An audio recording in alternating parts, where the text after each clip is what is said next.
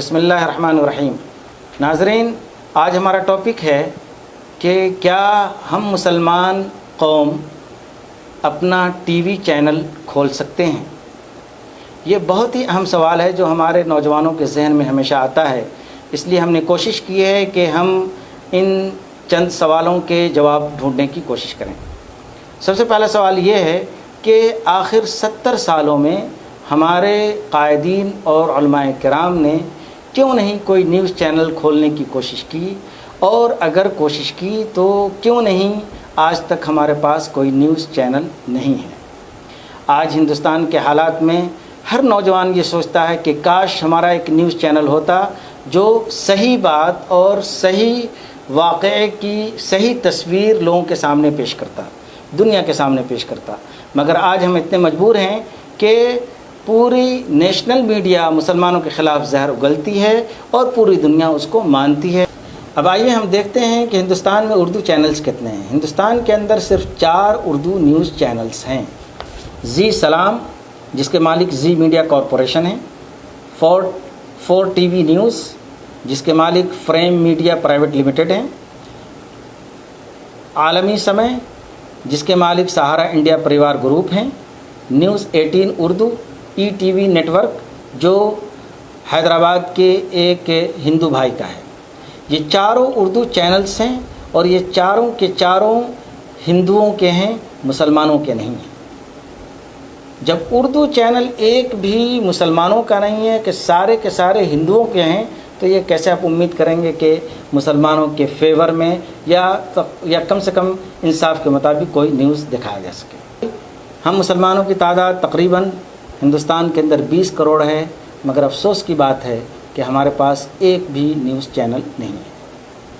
हमारे पास तकरीबन 10 लाख मदरसे हैं। एक मदरसा दारुल उलूम देवबंद का बजट सालाना तकरीबन 38 करोड़ रुपया होता है। इसी तरह दारुल उलूम देवबंद है, इस तरह सल्फिया है, दारुल उलूम सहारनपुर है। बहुत सारे बड़े बड़े मदारिस हैं जिनका बजट तकरीबन 40 और 50 करोड़ के आसपास होता है। इसी तरह ज़कात पूरे हिंदुस्तान के मुसलमान करोड़ों में हर साल निकालते हैं। हमारे NRIs पूरी दुनिया के अंदर लाखों में फैले हुए हैं, मगर इन सब के बावजूद हमारे पास एक भी न्यूज़ चैनल नहीं। चलिए, इसके अलावा आप देखिए कि हमारे पास कितनी बड़ी बड़ी तंजीमें हैं। हमारे पास तबलीगी जमात है।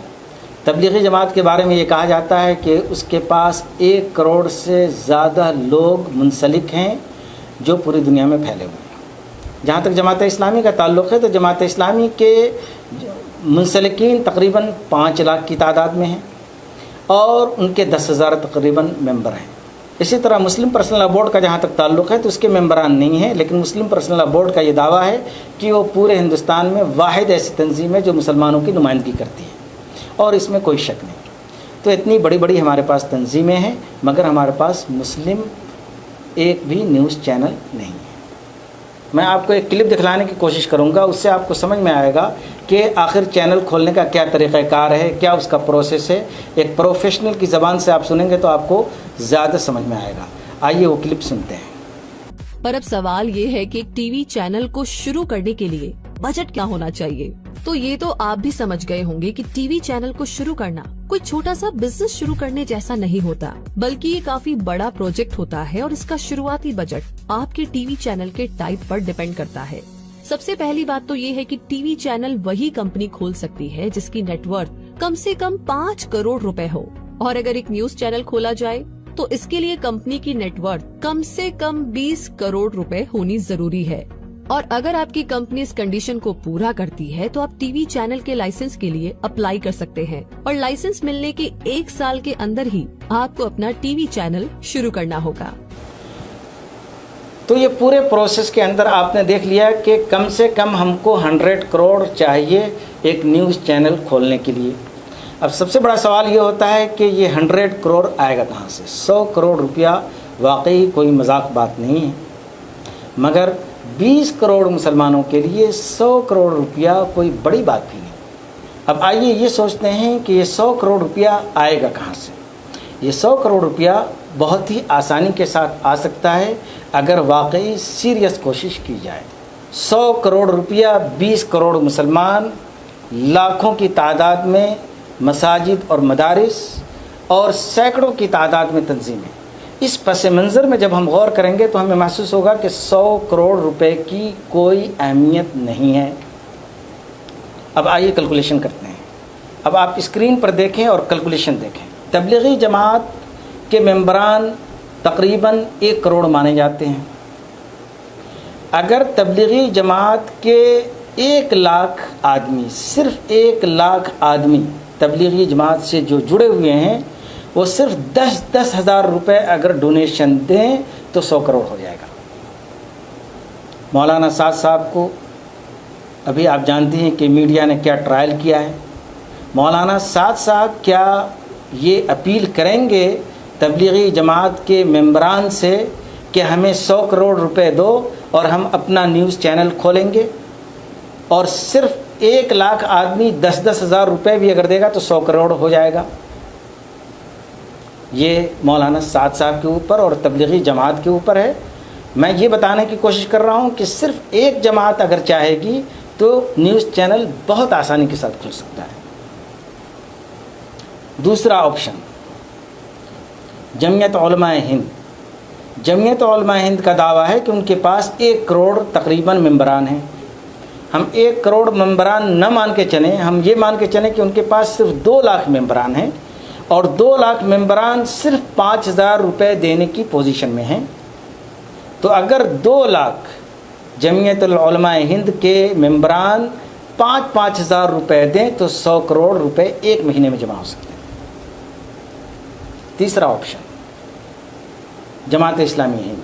जमात इस्लामी हिंद का दावा है कि उनके पास वाकई ये सच भी हो सकता है कि तकरीबन 5 लाख लोग उनसे मुंसलिक हैं।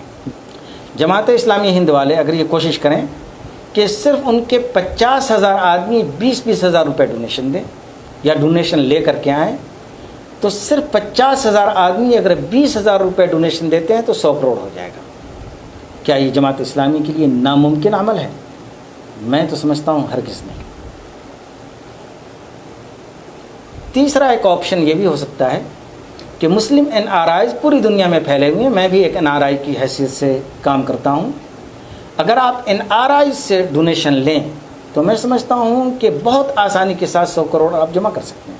पूरी दुनिया में लाखों की तादाद में NRIs मुसलमान मौजूद हैं और बाज़ ऐसे भी होंगे जो आपको 50,000 नहीं, वो 5 लाख भी देने के लिए तैयार हों।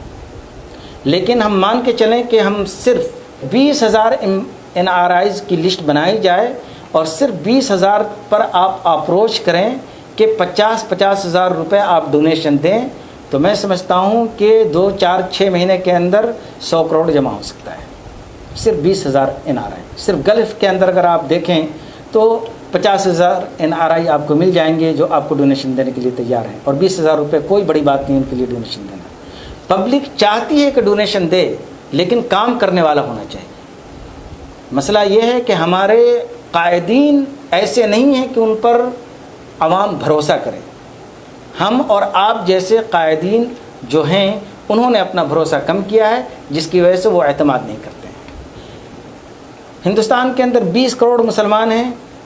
लाखों की तादाद ऐसी है जो ज़कात लाखों रुपए हर साल निकालते हैं।